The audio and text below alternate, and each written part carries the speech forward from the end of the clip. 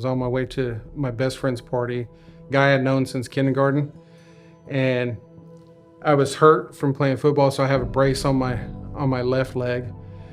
As I'm walking up, I get caught in a drive-by. I get shot twice in my right leg, and I hit the ground, and I remember just being in pain, and I look up. Just as I look up, I see my best friend since kindergarten take his last breath. And I knew at that moment I had to get out of there.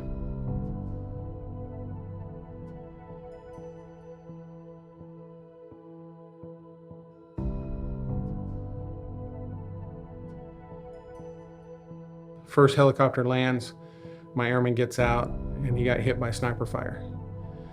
I'm about 8 feet off the deck, and I jumped out of my helicopter. I run to him. He's gone. My heart turned to just stone right away, and I hated every single Muslim.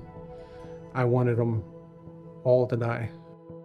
I was so messed up with alcohol and everything that my best friend, I call him, and I'm super excited because I hadn't seen him, hadn't hung out with him for some time, and I was like, "Hey, let's go to the bar. Let's just go knock some back. We haven't done it in a while." And he goes, "Well, I don't drink anymore, but I'll drive you around wherever you want to go." He goes, "If you come somewhere with me tomorrow." I was like, "You got it. This is my fishing buddy, my hunting buddy. I mean, we've done all this stuff together." I'm thinking we're going fishing, but we pulled up in front of the church, and I was like, "That's not a pond. That's a church." He came and got me every single Sunday for 3 months straight. Well, that 4th month, I drove myself to church. I walk in, and the house that we were at was the church board member, but he was former captain in Saddam Hussein's Republican Guard. We actually sat at a table right across from each other, and he told me what he did, and he asked me what I did. And then he starts naming off helicopter squadrons. It was the second helicopter squadron he named off that was my squadron. Now, to know our squadrons and to be the enemy, you have to be very close to us. And come to find out, we shared the battlefield, a few of them. He tried to kill me and my brothers and sisters, and I remember getting super hot, sitting there, not being able to do anything. My wife is next to me.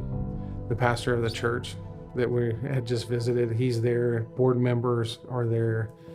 I can't do anything, and I can't show that anger and that hatred, but everything inside of me wanted to reach across the table and just snap his neck.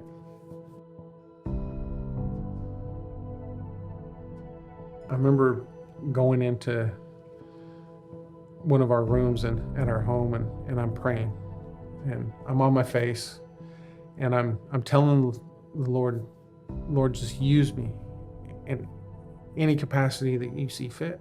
Just use me. And I hear the Lord clearly tell me that he wants me to work with Muslims.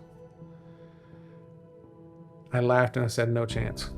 I remember just the Lord just pressing on me for weeks, and me just fighting with him. And I was actually on my way to work one day, and I worked about an hour away from where I lived, and I'm driving down the highway. I'm out in the middle of nowhere, and the Lord is just like on me, and got to the point to where I had to pull over because I couldn't concentrate on driving anymore. I'm out of my vehicle. I'm punching the air. I'm kicking the ground, and I'm listening to what the Lord is saying. He's like, "Why won't you obey me?" And I was like, "You don't understand. They tried to kill me. They killed my brothers and my sisters, and you want me to give them life? No." And he said, "What were you doing while you were on deployment?" That wrecked me. I remember just hitting my knees and telling the Lord, "Okay, I give in. I'll do what you asked."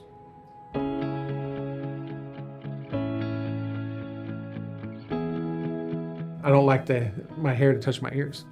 It drives me nuts. So I go to the barbershop, 90% Muslim district. It's a Muslim barbershop.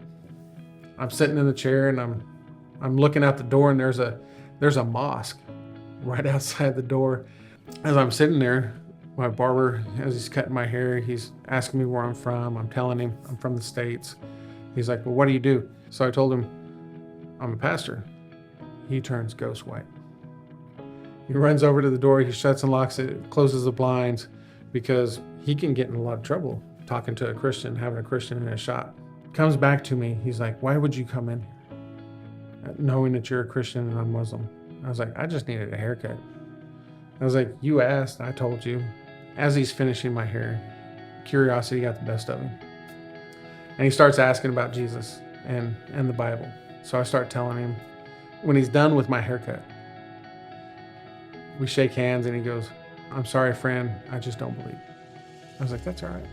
That's okay. I was like, you made me look good. I was like, I'll be back. I was like, but before I leave, let me ask you this question. You have two tombs. One's Muhammad's grave and one is Jesus' grave. Who's in Muhammad's grave?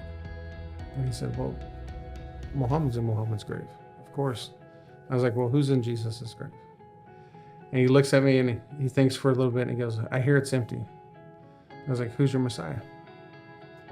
If the man is not in his grave, who's your Messiah? Within 2 weeks, I was leading them in the sinner's prayer. They had denounced Islam, gave their lives to the Christ. But that one barbershop turned into 8 barbershops. It turned into men coming to Christ. The Lord really worked on me. He took that stone heart and he rolled it away and revealed the softness. He softened my heart towards Muslims. That hatred for Muslims went away. He took that.